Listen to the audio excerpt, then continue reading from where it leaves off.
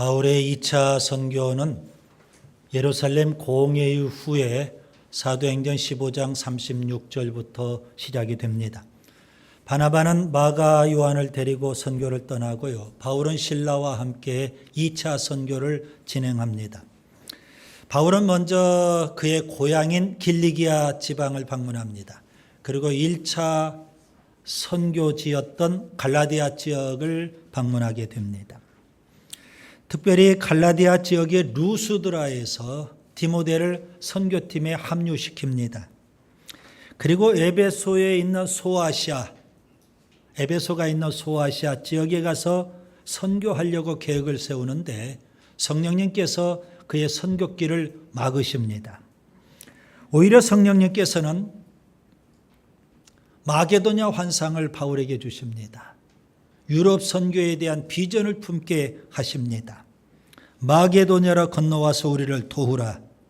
그래서 그는 아시아를 놔두고 유럽 선교에 대한 비전을 품고 에게해를 건너서 마게도냐 지역으로 건너가게 됩니다. 특별히 그가 마게도냐 환상을 봤던 곳이 드로아인데 드로아에서 사도행전의 저자인 누가가 선교팀에 합류하는 그런 일도 있었죠. 그래서 바울의 선교팀은 4명입니다. 바울과 실라, 디모데와 누가, 이 4명의 선교팀이 유럽 선교를 감행하게 됐습니다. 바울은 먼저 마게도냐 지방의 빌립보, 데살로니가, 베레아 이곳에서 복음을 전합니다. 그리고 남쪽 아가야 지방의 아덴과 고린도에서도 복음을 전합니다. 특별히 고린도에서는 1년 6개월 이상 체류하면서 열심히 복음을 전했던 겁니다. 고린도는 바울의 2차 선교의 최고 중심지가 됐습니다. 바울이 고린도에서 오랜 기간 체류하면서 복음을 전한 이유가 있습니다. 그곳에서 환상 가운데 하나님의 음성을 들었기 때문입니다. 사도행전 18장 9절과 10절 두려워하지 말며 침묵하지 말고 말하라.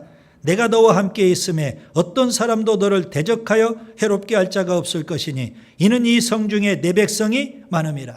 하나님의 백성이 고린도에 많다는 하나님의 말씀을 듣고 그는 그곳에 장기 체류하면서 복음을 전했고요. 많은 사람들을 구원했고요.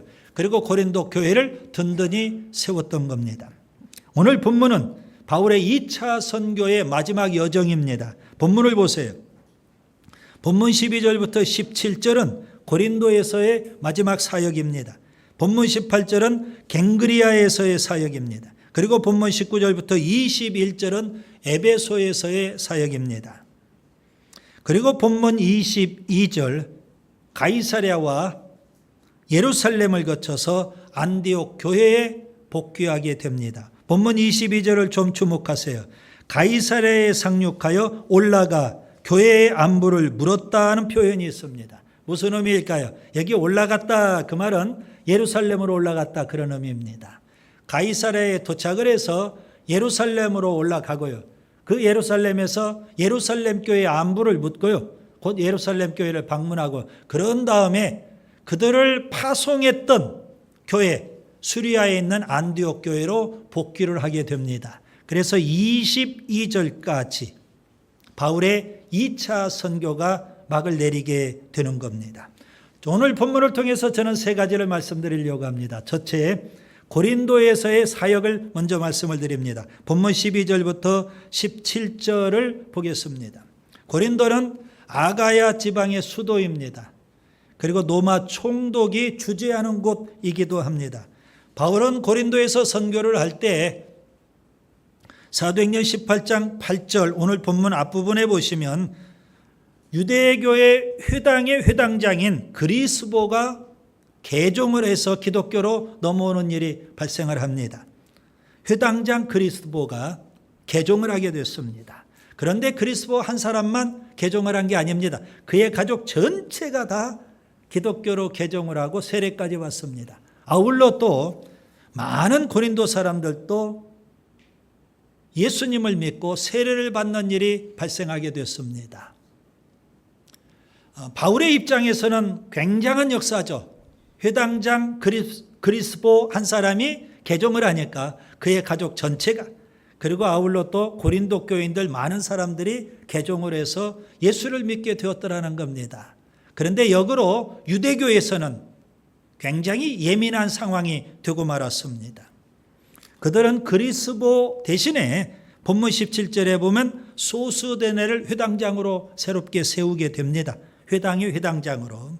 그리고 때마침 그때 갈리오가 아가야 총독으로 부임해 오게 됐습니다. 그래서 유대교에서는 그리스도를 소스데네를 앞세워서 바울을 고발합니다. 그들이 고발한 내용이 본문 13절에 있습니다. 이 사람이 율법을 어기면서 하나님을 경외하라고 사람들을 권한다. 그렇게 고발을 했던 겁니다. 자, 유대인들은요, 바울을 율법을 어기는 사람이라고 그렇게 규정을 해요. 그리고 총독에게 고발을 했습니다. 그런데 그들의 고발장에는 함정이 있습니다. 여기 율법을 어긴다. 우리 개역성경에 그렇게 번역이 되어 있지만 원래는 법을 어긴다. 그렇게 표현되어 있는 겁니다. 이중적인 의미가 그 안에 담겼습니다. 첫 번째 의미는 우리 개역 개정판 성경 그대로 바울은 구약의 율법을 어기는 사람이다. 그런 의미가 되고요. 그러나 그 이면에는 로마법을 어기는 사람이다. 그런 의미도 함축한 표현이 되는 겁니다. 자, 달리 표현하면, 좀 쉽게 표현하면 이겁니다. 구약의 율법을 어긴다. 이것은 종교적인 문제입니다. 그런데 법을 어긴다. 이 말은 정치적인 문제가 되는 겁니다. 그들은 바울을 고발을 할 때 종교적인 문제인데 정치적인 문제로 그렇게 고발을 했던 겁니다. 그런데 갈리오 총독은요, 입장이 분명합니다. 유대인들의 종교적인 문제에 대해서는 재판하지 않겠다 이겁니다.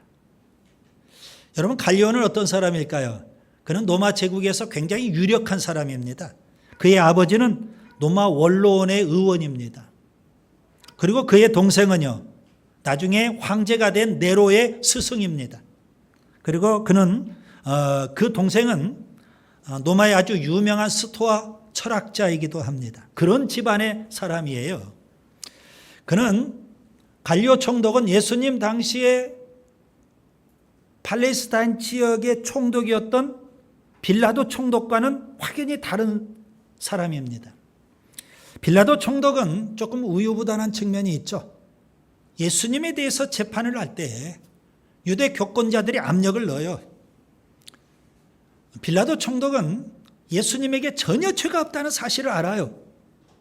그런데도 불구하고 유대인들과 유대 교권자들의 압력에 굴복을 해서 예수님에게 십자가형을 선고해 버렸던 겁니다.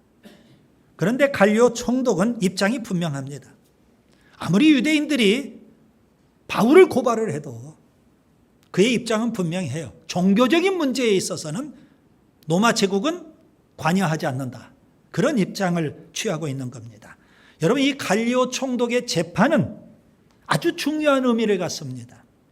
예수님이 승천하신 이후 주 30년대 그리고 40년대 50년대까지 기독교에 대해서 로마 제국이 어떤 입장이었는지를 알 수 있는 아주 소중한 교훈이 그 안에 담겨 있는 겁니다.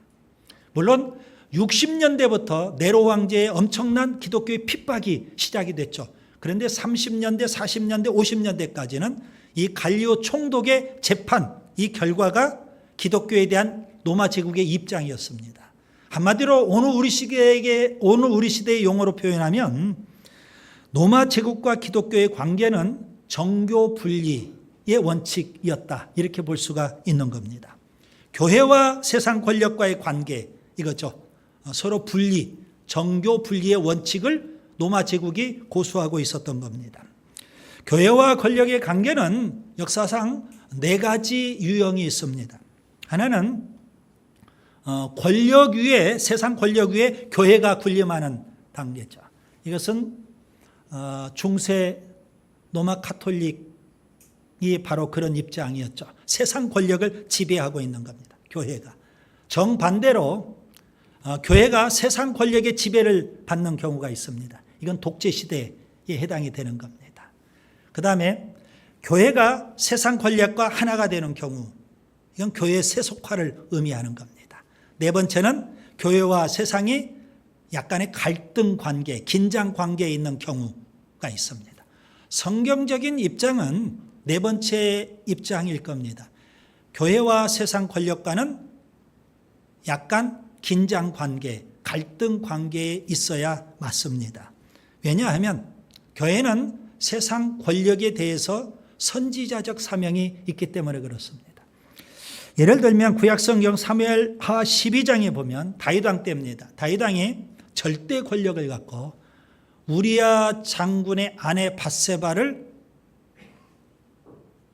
간음을 하고 아내로 취해버린 일이 발생을 했습니다.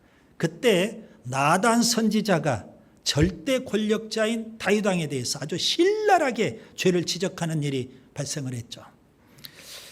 마태복음 14장에 보면 갈릴리의 분봉 왕이었던 헤롯 안디바라는 왕이 있습니다. 그가 동생 빌립의 아내인 헤로디아를 아내로 취해버립니다. 그런 부도덕한 일을 세례자 요한이 그냥 넘어가지 않죠. 아주 신랄하게 죄를 지적합니다. 헤롯 안디바는 세례자 요한이 선지자인 걸 알기 때문에 차마 죽이지는 못하고 감옥에 쳐넣어버렸습니다. 그런데 나중에 그가 세례자 요한을 참수시키기도 했죠. 교회와 세상 권력과의 관계는 그렇게 긴장 관계, 갈등 관계에 있는 것이 바로 성경적인 해답이다, 이렇게 볼 수가 있습니다. 아무튼 갈리오 총독은 기독교에 대한 입장을 분명히 합니다. 종교적인 문제에는 로마 제국은 관여하지 않는다, 그런 입장. 그래서 AD 30년대부터 50년대까지 왕성하게 기독교가 선교 활동을 할 수 있게 된 겁니다. 둘째, 갱그레아에서의 사역을 보겠습니다. 본문 18절입니다. 바울은 일찍이 서원이 있었으므로 갱그레아에서 머리를 깎았었더라. 바울이 언제 서원을 했는지, 그리고 무엇 때문에 서원을 했는지는 전혀 알 수가 없습니다. 다만 이렇게 추정해 볼 수는 있겠습니다. 바울이 아덴에서 선교를 했는데 홀로 선교를 했죠. 그런데 열매가 별로 없었어요. 거의 아덴 선교는 실패로 돌아가고 말았어요. 그래서 바울은 아덴 선교를 철수하고 그는 고린도로 향합니다.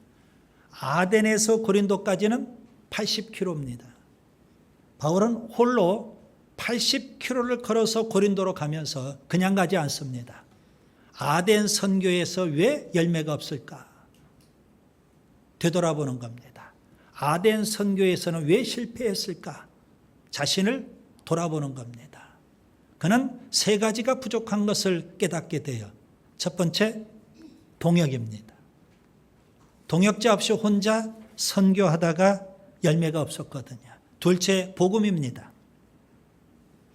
아덴 지역은 우상의 천지입니다. 우상의 도시입니다. 그런 곳에서 복음을 전하면서 그가 십자가의 복음을 원색적으로 전하지 않고 하나님의 말씀을 철학적으로 각색을 해서 전했던 겁니다. 철학의 도시, 우상의 도시에서. 그래서 실패한 겁니다. 셋째는 성령입니다. 아덴, 철학의 도시이고 학문의 도시. 성령의 능력으로 그가 하나님의 말씀을 전하기보다는 인간의 지혜와 말로 하나님의 말씀을 전했던 겁니다. 그래서 실패를 했어요. 이 세 가지가 없었기 때문에 실패를 했는데 그는 고린도에 들어가기 전에, 고린도에 가서 선교하기 전에 이걸 깨닫고 그가 다짐하고 그가 각오한 게 있어요. 작정한 게 있다고요. 그가 결심하고 서원한 게 있어요. 그게 뭘까요? 고린도전서 2장 1절부터 5절에 그의 다짐, 그의 작정, 그의 결심, 그의 서원이 담겨 있어요. 형제들아, 내가 너희에게 나아가 하나님의 증거를 전할 때에 말과 지혜의 아름다운 것으로 아니하였나니 내가 너희 중에서 예수 그리스도와 그가 십자가에 못 박히신 것 외에는 아무것도 알지 아니하기로 작정하였음이라.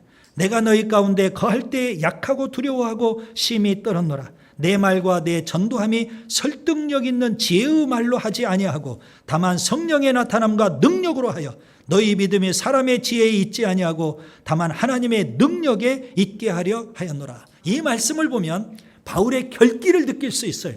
바울의 비장함, 바울의 다짐, 바울의 결단, 바울의 각오가 어느 정도인지를 이 말씀을 통해서 우리가 짐작해 볼 수 있는 겁니다. 구약 성경에 특별히 민수기 6장에 보면 나실인의 서원에 대해서 말씀합니다. 나실인의 서원 규정을 쭉 말씀하고 민수기 6장 끝부분에 제사장의 축복 기도가 실려 있어요. 무슨 의미일까요? 서원하면, 서원한 대로 살면 하나님이 복 주신다. 그런 의미가 민수기 6장의 내용입니다. 자, 그러면 나실인은 어떤 사람일까요? 물론 평생 나실인도 있고요. 일정 기간 동안 나실인도 있어요. 나실인은 자기 몸을 구별해서 하나님께 드리는 사람, 나실인입니다. 좀 더 쉽게 표현하면 자발적으로 헌신하는 사람, 나실인입니다. 그래서 나실인에게는 세 가지 규정이 필요합니다. 하나님께 헌신한 사람으로서 세 가지를 꼭 지키라는 거죠. 첫째, 술을 멀리하라 이겁니다. 절제된 삶을 살아야 된다. 그런 의미겠죠. 둘째, 머리에 삭도를 대지 마라. 머리를 깎지 마라는 겁니다. 곧 세상의 아름다움이나 유행이 아니라 하나님 말씀에 복종하며 살아야 된다. 그런 의미입니다. 셋째, 시체를 멀리하라는 규정이 있습니다. 죽음이 아니라 생명을 위해서 일해야 된다. 그런 의미가 담겨 있는 겁니다. 평생 나실인 가운데서 성공한 사람은 사무엘이죠. 실패한 사람이 있어요. 삼손일 겁니다. 바울은 아마도 아덴에서 고린도로 갈 때 하나님께 서원했을 겁니다. 서원한 기간 동안 그는 머리를 깎지 않았고요. 고린도에서 서원한 대로 충성을 다해서 사역을 했어요. 그리고 그가 고린도를 떠나서 갱그리아에 가서 서원이 끝났기 때문에 이제 머리를 깎게 되었던 겁니다. 자, 그러면 바울은 갱그리아에서 머리는 깎았어요. 서원한 대로. 사역을 다 마무리하고 이제 머리를 깎고, 갱그리아에서는 어떤 사역을 했을까요? 오늘 본문에는 바울이 갱그리아에서 어떤 사역을 했는지는 말씀하고 있지 않아요. 다만 성경에 보면 갱그리아에 대한 이야기가 잠시 언급된 데가 있어요. 로마서 16장 1절, 내가 갱그리아 교회의 일꾼으로 있는 우리 자매 베베를 너에게 추천하노니. 바울이 3차 선교 때 로마서를 써서 로마 교회에 보냅니다. 인편으로 보내게 되는데 누가 로마서를 로마 교회에 전달했을까요? 베베라는 자매가 그 편지를 들고 로마까지 가서 편지를 전하는 거예요. 그 베베가 어디 출신일까요? 갱그리아 교회 출신이라는 겁니다. 갱그리아 교회의 집사였어요. 바울은 고린도에서 사역을 하고 그런 다음에 갱그리아에 가서 열심히 또 고린도에서 하듯 사역을 하고 교회를 세우게 되는 겁니다. 그 교인 가운데 한 사람이 베베의 집사였다는 것을 우리가 알 수가 있죠. 이제 셋째, 에베소 사역에 대해서 말씀을 드립니다. 본문 19절부터 21절을 보겠습니다. 바울은 고린도를 떠날 때 아굴라, 브리스길라 부부를 데리고 갑니다. 왜 데리고 갈까요? 이게 의문입니다. 아굴라, 브리스길라는 우리가 지난 시간에 살펴본 대로 로마에서 추방이 되어서 그들은 고린도에 정착하기 위해서 고린도로 이주해 온 사람이에요. 바울을 만나서 신앙의 훈련을 받았는데 바울은 그곳에 정착하며 살려고 했던 그들을 데리고 가는 겁니다. 어디로 데리고 갈까요? 에베소에 머물게 했다 그랬습니다. 여러분, 머물게 했다 이 말은 정착하게 했다 그런 의미 같아요. 왜 바울은 고린도를 떠날 때 아굴라, 브리스길라를 데리고 갔으며 왜 고린도에서 그들을 데리고 가서 정착하려고 한 그들을 데리고 가서 에베소에 정착하게 했을까요? 이게 의문이라고요. 반면에 바울은요, 에베소에서 잠시 머물다 가요. 그러나 에베소에 도착하자마자 회당에 들어가서 잠시 유대인들과 변론을 해요. 그리고 뭐라고 말하고 그곳을 떠납니까? 본문 21절에 보면 만일 하나님의 뜻이면 너희에게로 돌아오리라. 그러면서 훌쩍 에베소를 떠나버려요. 그런데 아굴라 브리스길라는 그곳에 정착하게 했던 겁니다. 자, 여기 만일 하나님의 뜻이면 이 표현은요, 바울이 인사치레로 하는 말이 아니에요. 만일 하나님의 뜻이면 가정법을 쓰긴 했지만 에베소에 반드시 돌아오겠다, 반드시 돌아오고 싶다 하는 간절한 마음을 담은 그런 표현이라고요. 그렇기 때문에 바울은요, 고린도를 떠날 때 아굴라 브리스길라를 데리고 가는 거예요. 그리고 그들을 에베소에 정착을 시켜요. 그리고 사람들에게는 하나님의 뜻이라면 내가 돌아오겠다, 이렇게 말하고 있는 겁니다. 바울에게 에베소는 어떤 곳일까요? 바울이 2차 선교를 맨 처음 출발할 때 그는 아시아의 서쪽 끝 에베소를 목표로 삼고 2차 선교를 시작했을 거예요.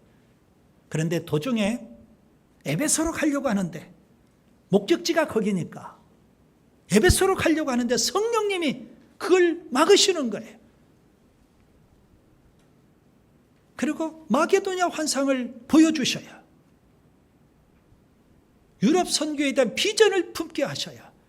그래서 에베소 선교를 내려놓고 그는 마게도냐로 건너가서 유럽 선교를 시작을 했어요. 빌립보, 데살로니가, 베레아, 아가야 지방에 또 갔어요. 그것도 역시 헬라, 그리스 지역이에요. 아덴, 고린도. 그렇게 유럽 선교를 잘 감당을 했어요. 그리고 그가 이제 2차 선교를 거의 마무리하는 시점에 왔거든요. 여러분, 의문이 들지 않습니까? 왜 하나님께서 아시아, 에베소 선교를 막으셨을까? 바울도 그게 의문이었을 거예요. 유럽 선교를 열심히 하면서 왜 하나님이 아시아, 에베소 선교를 막으셨을까? 그는 고린도 선교를 끝내고 이제 2차 선교를 마무리한 시점, 이제 안디옥 교로 돌아가면서 그가 깨달은 게 있어요. 1차, 2차 선교로 끝나는 것이 아니구나. 아직 에베소가 남았는데, 그렇다면 3차 선교도 해야 되는 거구나. 이런 생각, 이런 깨달음을 갖게 되는 거예요. 그래서 그는 아굴라 브리스길라를 데리고 에베소에 정착하라고 해요. 그리고 본인은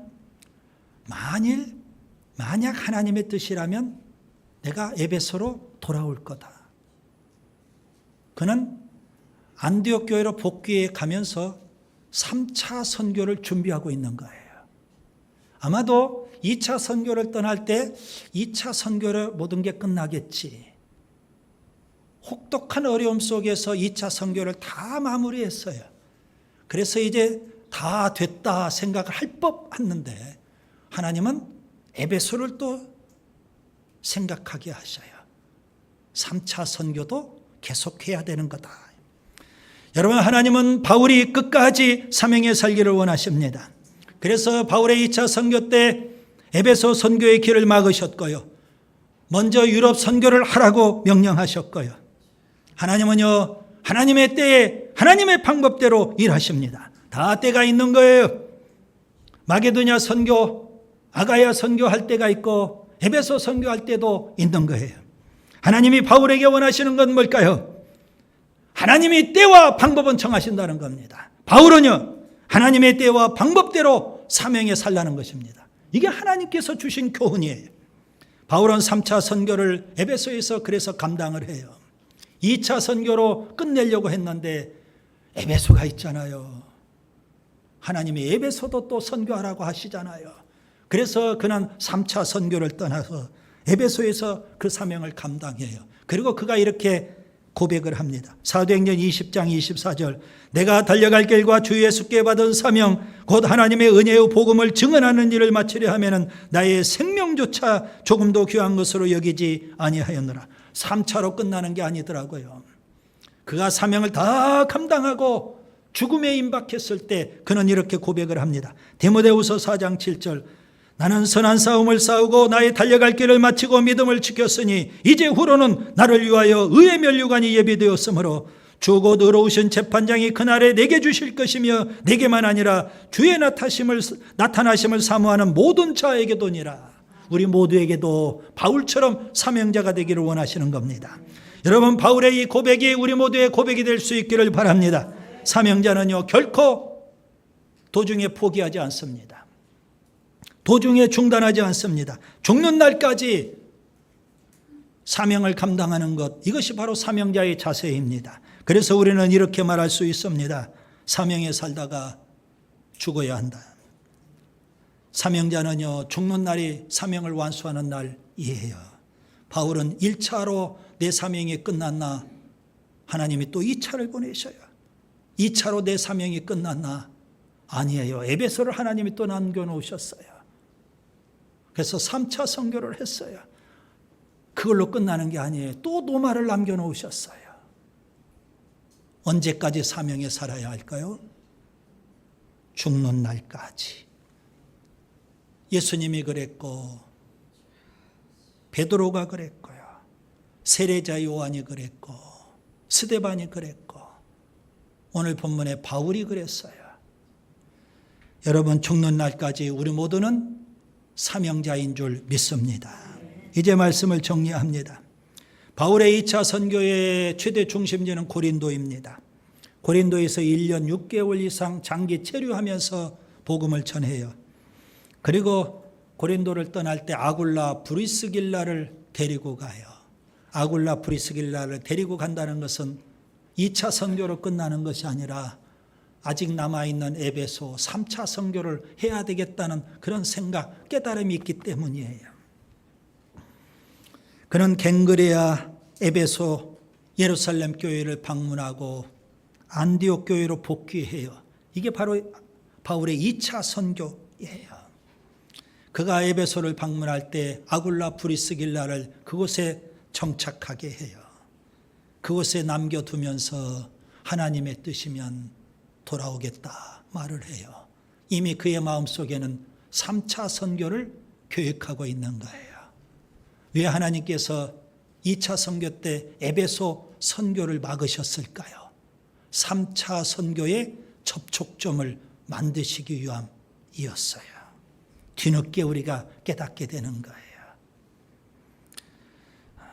죽는 날까지 바울이 사명에 살기를 원하셨던 하나님, 동일하신 하나님이에요.